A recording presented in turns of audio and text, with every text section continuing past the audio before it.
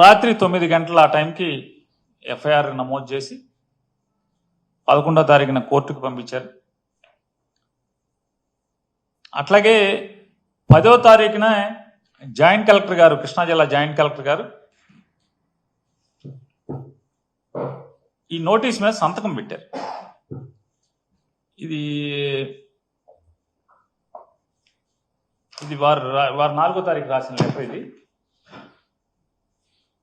ఈ నోటీస్ మీద సంతకం పెట్టారు. ఈ నోటీసు శ్రీమతి జయసుధా గారికి, అట్లాగే మేనేజర్కి, వీసీ అండ్ ఎండీకి, district manager, district magistrate and కలెక్టర్కి, superintendent of police Bandar taluka Machilipatnam రాశారు. For information station officer, RDO, tahsildar వీళ్ళందరూ కూడా తల కాపీ పెట్టారు. దాంట్లో వారు ఏం చెప్పారంటే, మీ దగ్గర స్టాకు వేరియేషన్ కనపడుతుంది, 3708 బస్తాలు. కాబట్టి దాని తాలూకా మీరు పెనాల్టీతో సహా కలిపి 1,70,50,800 జమ చేయండి 3 రోజుల్లోపు అని చెప్పని నోటీస్ మీద సంతకం అయితే పెట్టారు. కానీ దాన్ని శుక్రవారం 13వ తారీఖు శుక్రవారం మధ్యాహ్నం 2-3 గంటల మధ్యలో, 2 గంటలు 3 గంటల మధ్యలో గోడౌన్కి ఎవరో ఒక అతను వచ్చి అంటించి వెళ్ళారని చెప్పని గోడౌన్లో ఉన్నటువంటి సెక్యూరిటీ గార్డు అప్పటికే 10వ తారీఖు ఎఫ్ఐఆర్ నమోదైన దృష్ట్యా మా లీగల్ టీం ఇవన్నీ కూడా బాధ్యతలు తీసుకుని న్యాయ సహాయం కోసం వారందరూ కూడా, లేకపోతే ఇదంతా కూడా రికమెండేషన్లు ఇస్తూ తిరుగుతూ, వారికి ఎప్పుడైతే గోడౌన్ దగ్గర సమాచారం వస్తే వారి ప్లేడర్లు వెళ్ళి చూసి ఆ శ్రీమతి గారికి అప్పటికే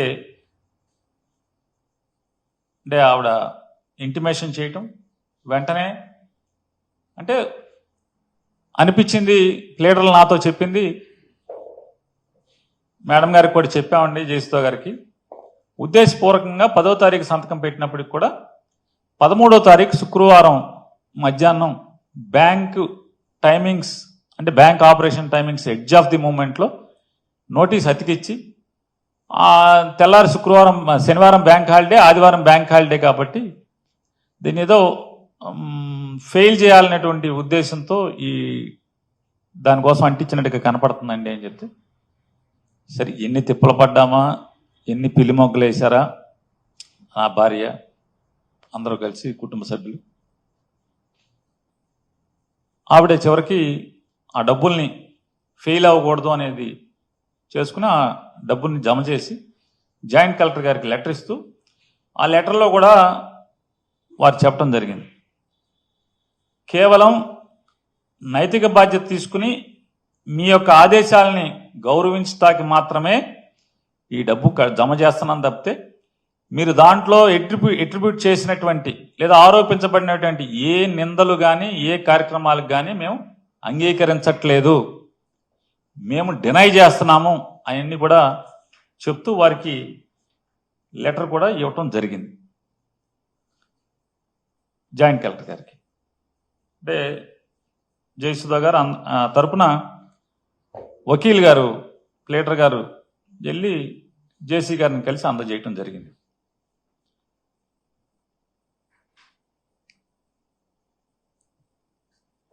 పదమూడవ తారీఖునే ఉదయం జయసుధా గారు జిల్లా కోర్టులో బెయిల్ మూవ్ చేశారు.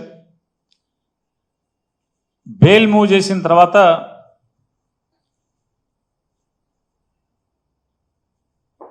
ఉద్దేశపూర్వకంగా బెయిల్ని డిలే చేయటం కోసం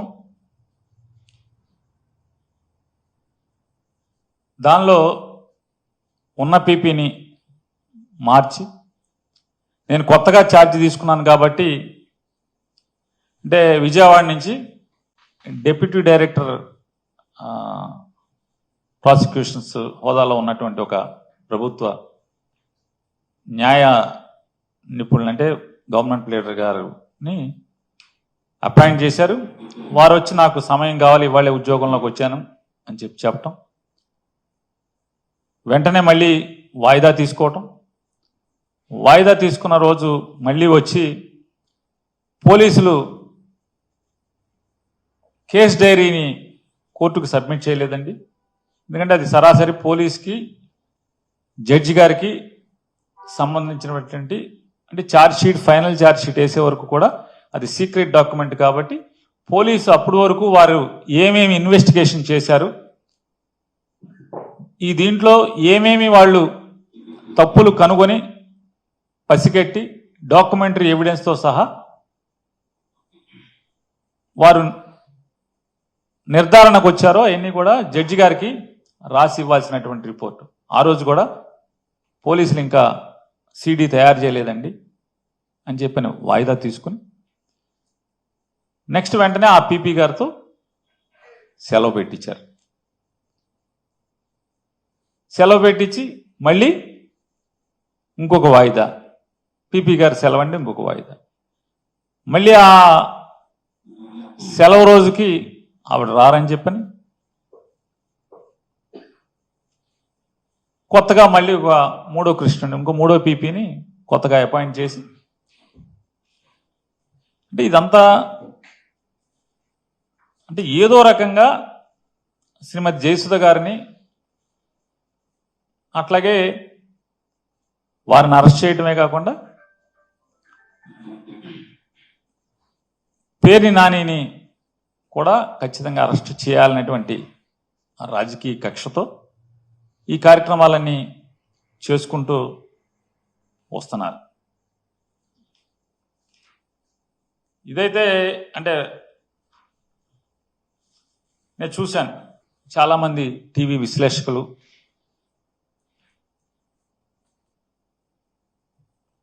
అట్లాగే మంత్రులు ఏడి పేర్ని నాని ఏడి, ఎక్కడికి వెళ్ళిపోయాడు, మాట్లాడే ఇన్నాళ్ళు ప్రతిదాన్ని వైసీపీ తరపున భుజాన్ని వేసుకుని మాట్లాడేవాడు, వాడి విషయానికి వచ్చేప్పటికి ఆడేం మాట్లాడట్లేదు, ఏమైపోయాడు, పారిపోయాడు పారిపోయాడు పారిపోయాడు. నేను ఎక్కడికి ఏం పారిపోలేదు. నేను అందరినీ కూడా ఎవరెవరైతే నేను పారిపోయానని చెప్పని మాట్లాడుతున్నారు, నేను ఒకటే మిమ్మల్ని ఒక చిన్నగా కోరుకుంటున్నాను. ఒకటి, మీరు ఒక్కదానికి మీ అంతరాత్మను ప్రశ్నించుకుని సమాధానం చెప్పండి. మీ మీద కక్షతో మీ ఇంట్లో ఆడవాళ్ళని మీద కేసులు కడితే మీరు ఇంట్లో ఆడవాళ్ళని రక్షించుకుంటానికి ప్రయత్నం చేస్తారా, లేదా ఇంటి ఆవిడ్ని, ఇంటి ఇల్లాల్ని జైలుకు పంపించే కార్యక్రమాన్ని మీరు చేస్తారా? అభం శుభం తెలియని వాళ్ళని చెప్పండి. మీరు రాసిన వాళ్ళని కానీ మాట్లాడిన వాళ్ళని కానీ యూట్యూబ్లో అందరినీ నేను అడుగుతున్నాను. ఇది విమర్శనాత్మకంగా అడగట్లా, పరుషంగా మాట్లాడట్లా. జల్లా సుదర్శన్ రెడ్డి గారు అనే వ్యక్తి ఈరోజు జవహర్ బాబు గారి మీద దాడి చేయడం కాదు, ఇతనికి దాడి చేయడం అనేది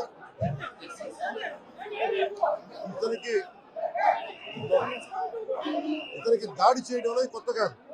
జల్లా సుదర్శన్ రెడ్డి గారి గతంలో కూడా ఈయన ఇదే ఎంపీడీఓలో ప్రతాప్ గారి మీద దాడి చేశారు, శేఖర్ నాయక్ గారి మీద దాడి చేశారు, అలాగే శ్రీనివాసులు రెడ్డి గారి మీద దాడి చేశారు. ఇది వీళ్ళ రాజ్యాలు అనుకుంటా ఉన్నారు, ఇష్టానికి మేము చేసుకోవచ్చు.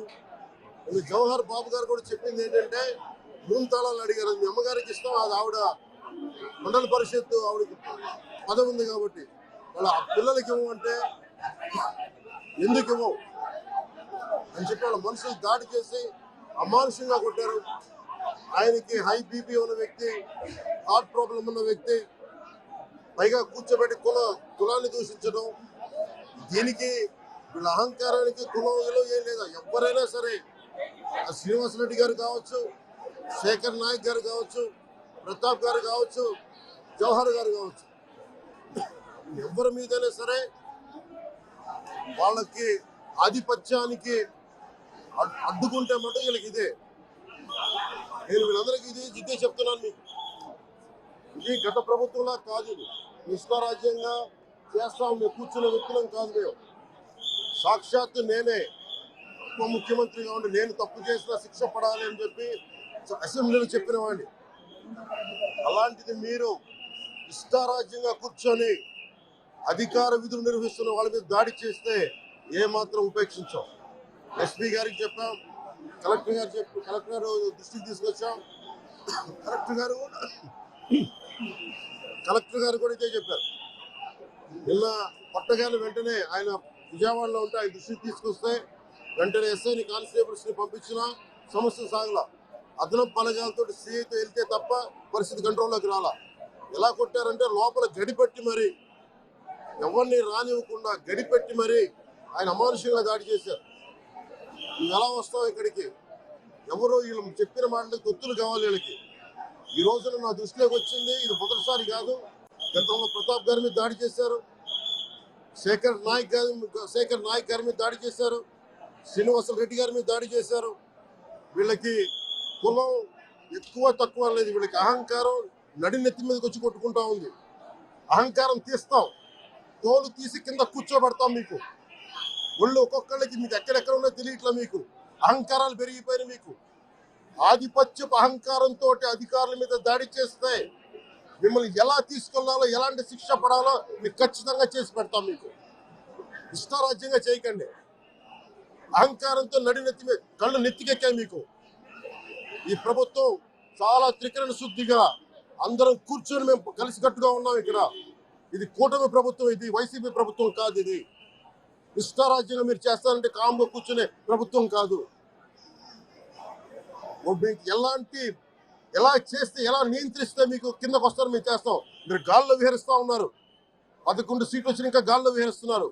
మొత్తం మీకు ఎలా కిందకి దించాలో మాకు బాగా తెలుసు, చేసి చూపిస్తాం. ఇదే కాదు, ఈ సందర్భంగా ఏ నాయకులకైనా సరే అధికారుల మీద దాడి చేసినా, అధికారులు విధులు నిర్వహిస్తుంటే అడ్డుకున్నా చాలా కఠినమైన చర్యలు ఉంటాయి. ఈరోజు నేను వచ్చి ఇక్కడ ఎందుకు వచ్చాను జవహర్ బాబు గారి దగ్గరికి అంటే, ఆయన ఒక SC/ST కులానికి సంబంధించిన వ్యక్తిను, వీటి గురించి అని కాదు. ఎవరైనా సరే ఇర్రెస్పెక్ట్ ఆఫ్ కాస్ట్ ఆధిపత్య ధోరణితోటి కనుక దాడి చేసి విధుల నిర్వహణకు అడ్డం వస్తే ఇది ఉపేక్షించే ప్రభుత్వం కాదు. ఎస్పీ గారికి కూడా చాలా స్పష్టంగా చెప్పాం. వారికి ఎవరైతే తప్పించుకొని తిరిగారు 9 మంది, వారిని కూడా పట్టుకోమని చెప్పాం. వారికి తగిన విధంగా కౌన్సిలింగ్ చేయాలి, అలాగే కఠినమైన శిక్షలు పడాలి. మీరు లాయర్లు అయ్యుండొచ్చు గతంలో, మీ చట్టాలు కానీ మీ గతంలో మీ అధికారాలు కానీ ఏవి మిమ్మల్ని రక్షించలేదు, మీరు గుర్తుపెట్టుకోండి. అలాగే ఈ విషయంలో ప్రజలకు కూడా చెప్తా ఉన్నారు, యువతకు కూడా చెప్తున్నారు, ప్రత్యేకించి రాయలసీమ యువతకు కూడా చెప్తున్నాను, మహిళలకు కూడా చెప్తున్నాను, మీరు దయచేసి భయపడకండి. ఈరోజు జవహర్ బాబు గారి భార్య భయపడతా ఉన్నారు. మీరు మాట్లాడితే కూర్చొని వాళ్ళ నాయకుడు కూడా మీరు కూర్చొని ముందు ఇవి కరెక్ట్ చేయండి, ఇలాంటివి కరెక్ట్ చేయండి, మీ పార్టీ వర్గాలను మీరు నియంత్రించుకోండి. 11 సీట్లు వచ్చినా ఇంకా మీరు దాడులు చేస్తూ ఉంటే మటుకు ఉపేక్షించే ప్రభుత్వం కాదు ఇది. అలాగే ముఖ్యంగా రాయలసీమ యువతకు చెప్తున్నాను, ఇలాంటి తప్పులు జరిగినప్పుడు, ఆధిపత్య అహంకారంతో దాడులు చేస్తున్నప్పుడు నిజంగా మీరు ఎదుర్కోండి. మేము అండగా ఉన్నాం మీకు. నాయకులకు కూడా భయపడకుండా మీరు ఎదుర్కోండి, నిలువరించండి వీళ్ళని. భయపడకండి. మీరు ఇలా భయపడే ఈ రోజున ఒక SC అధికారి జవహర్ బాబు గారి మీద దాడి చేసి కులం పేరుతో దూషించారు. అన్ని రకాలు నువ్వు ఎలా తిరుగుతావో చెప్పి దూషించారు. నువ్వు వెళ్ళి రిటైర్ నేను చంపేస్తావని చెప్పి బెదిరిస్తా ఉన్నారు. ఇవన్నీ సాక్కూడదంటే కేవలం ఇది పోలీసు ప్రభుత్వాలే కాదు, దీనికి ప్రజలు కూడా దీనికి స్పందించాలి. ఓట్లేసి మన పని అయిపోయిందంటే కాదు, ఇలాంటి వాటికి మీరు బయటకు వచ్చి మాట్లాడాలి. భవిష్యత్తులో ఇలాంటి నాయకులు మళ్ళీ ఎన్నికల్లో పాల్గొనాలంటే కూడా వాళ్ళకి భయం రావాలి. మీరు ఆ స్థితిలో ప్రజలు కూడా దీన్ని అప్రమత్తంగా మీరు కూడా దీనికి బాధ్యత వహించండి. ప్రభుత్వం మీకు అండగా ఉంటుంది.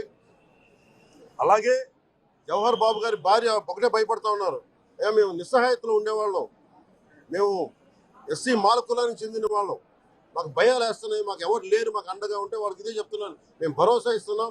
పక్కనే కలెక్టర్ గారు ఉన్నారు, SP గారు ఉన్నారు, MLA గారు ఉన్నారు, మిగతా జిల్లా సంబంధించిన నాయకులందరూ ఎమ్మెల్యేస్ ఉన్నారు, నాయకులు ఉన్నారు. మేము అందరి తరఫున మాటిస్తున్నాం, మీకు ఏ మాత్రం ప్రాణ భద్రతకి ఏమైనా ముప్పు కలిగినా మేమందరం మీకు అండగా ఉంటూ కఠినమైన శిక్షలు తీసుకుంటాం మీకు భరోసా ఇవ్వడం జరిగింది వాళ్ళు. అలాగే డాక్టర్స్ని అడిగాను, వాళ్ళు చాలా లోపల కొట్టేశారు మొత్తం. ఆయన బాగలేదు, ఆరోగ్యం బాగలేదు. అన్నిటికంటే కూడా ఒక ఎంపీడీఓ అంటే ఒక మండలానికి ఉన్నతాధికారి ఆయన, ఆయన ఆ మండలానికి ఆయన ఒక కలెక్టర్ స్థాయి వ్యక్తి. అలాంటి వ్యక్తిని కూర్చొని దుర్భాషలాడుతూ బూతులు తిడుతూ కులం పేరు మీద దూషిస్తూ ఇది కూర్చోబెట్టి ఇది ఒక పరిపాటి అయిపోయింది.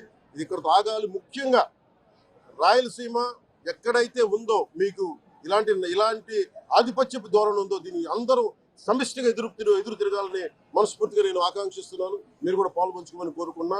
అలాగే చాలా స్పష్టమైన ఆదేశాలు ఇచ్చాం పోలీసు ఉన్నతాధికారులకు కానీ కలెక్టర్ గారికి కానీ ఎమ్మెల్యే గారికి మొత్తం అందరం కూడా సమిష్టిగా ఒకటే నిర్ణయం తీసుకుని ఇలాంటి భవిష్యత్తులో రాకుండా పునరావృతం కాకుండా ఉండాలని మనస్ఫూర్తిగా మేమందరం నిలబడి ఉన్న ఈ మాట మీద. అందుకని తెలియజేసుకుంటూ ఇప్పుడు గాలివీడు మండలంకి వెళ్ళి ఎలా జరిగింది వీటి మీద నేను అక్కడ మాట్లాడుతాను. అది కూడా కలెక్టర్ నా దృష్టికి తీసుకొచ్చారు. ఇందాక దారిలో నాగేంద్ర అని ఒక రైతు దాదాపు 3 ఆయన కుటుంబ సభ్యులు బిడ్డలతో సహా భార్యను కూడా ఒక్క నిమిషం ఇది నా దృష్టికి దిగని చెప్పారు నాకు. ఇది 2 అంశాలుగా మేము చర్చిస్తున్నాం. దీన్ని దాని ఇన్వెస్టిగేషన్ జరుగుతూ ఉంది. ఒకటి, అంతకు ముందు రోజే మ్యూటేషన్ మీద మేము తిరిగి ఆయన పొలం ఆయనకు వచ్చేస్తుంది, ఆయన ఎవరి దగ్గర అప్పు తీసుకున్నారంట. ఆ సదరు వ్యక్తి దగ్గర తిరిగి ఆయన మీద రాయించుకోవడానికి ఆయన మ్యూటేషన్ కూడా జరిగింది. అంటే దాని అర్థం ఏంటంటే అప్పు తీర్చడానికి సంసిద్ధంగా ఉన్నారు, ఆయన దగ్గర డబ్బులు ఉన్నాయని అర్థం. ఈ పరిస్థితి ఆయన చీనీ తోటలోనే ఉరి తీసుకున్నారని చెప్పారు. చీనీ తోట కూడా కాపుకి వచ్చింది. అలాగే కొర్రల పంట వేశారు. ఆ కొర్రల పంట కూడా మొన్న హార్వెస్ట్ అయింది, దాన్ని కూడా దిగుబడి వచ్చింది, దాన్ని కూడా అమ్మేశారు. మరి ఇలాంటి పరిస్థితులు ఎందుకు జరిగింది అనేది మన కలెక్టర్ ఇందాక చెప్తా ఉన్నాను, శ్రీధర్ గారు చెప్తా ఉన్నాను. ఇది చాలా బాధాకరం అనిపించింది. వారికి మనస్ఫూర్తిగా నేను నా గుండె లోపల నుంచి నేను సానుభూతిని తెలియజేస్తున్నాను, ప్రగాఢ సానుభూతి. అది ఏ పరిస్థితుల్లో జరిగిందని సంపూర్ణమైన నివేదిక వచ్చాక దీని మీద సరైన యాక్షన్ తీసుకుంటాం. ఒకవేళ నిజంగా అప్పులు బాధ భరించలేక చనిపోయారా, అలాగే లేదంటే ఎవరన్నా బలవంతంగా ఇబ్బంది పెట్టి చచ్చిపోయేలా చేస్తారు, ఈ కోణంలో కూడా మనకి ఇన్వెస్టిగేషన్ జరుగుతూ ఉంది. దీని మీద వచ్చాక దీన్ని స్పందిస్తాం.